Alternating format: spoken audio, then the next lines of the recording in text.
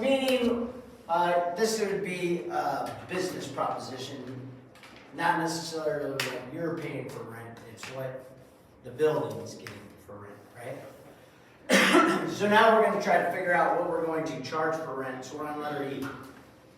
Sid bought a vacant warehouse with a $24,000 down payment. He estimates that his expenses will be $8,640 the first year.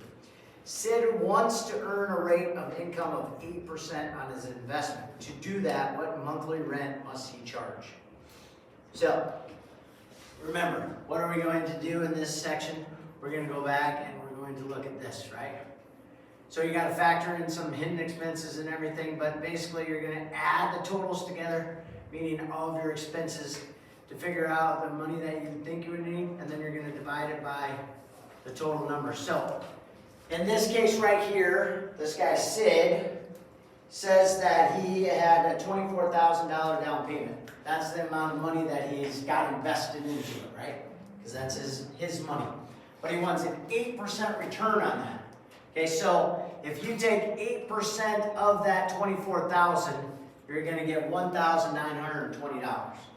That's basically what he has to make up to pay off his down payment, in a sense. Okay?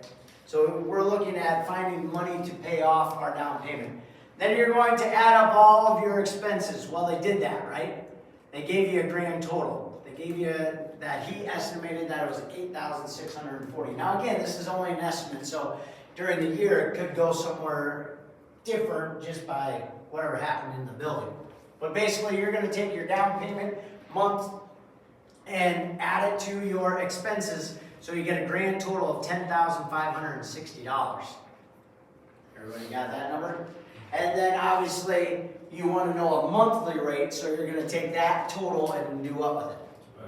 Divide by 12, and that's going to get you your monthly amount. So Sid, if he wants to pay off his down payment, would charge $880 per little section in his building.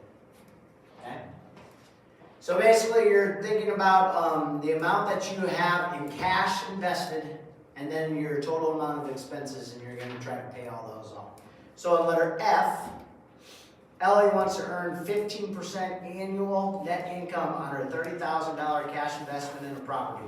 Her annual expenses of owning the property are $8,100. What monthly rent will she make? So again, she wants to make more money, and she had more of a down payment. So her rent charge is going to be a little higher, and you should know that by just looking at the numbers. So again, we're going to take 15% of the $30,000 that we already have invested, and then take that answer and add it to the $8,100, and then divide by. Everybody good with that? You need to see that written out. So it was what? $1,050 that she would charge. Is that correct? Okay. So anything that you need to go back and talk about from the other ones? Remember, your net income is taking how much you're going to charge in rent and subtracting out your expenses. And then the one that, for the return, the one that kind of gets a little sticky is it a capital investment or is it not? Remember, capital investments are just things that make a true improvement on it. It's not upkeep. Upkeep is like painting and those kind of things. Those are, yeah, it does make it look better and everything, but that's just a regular upkeep. It's not an actual getting it better for the whole thing. Meaning, adding something on is actually getting it better. Okay? Makes sense? All right, so now you can work on this assignment. I think that's it.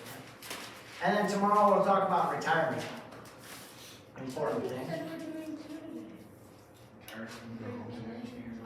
are you pulling our leg?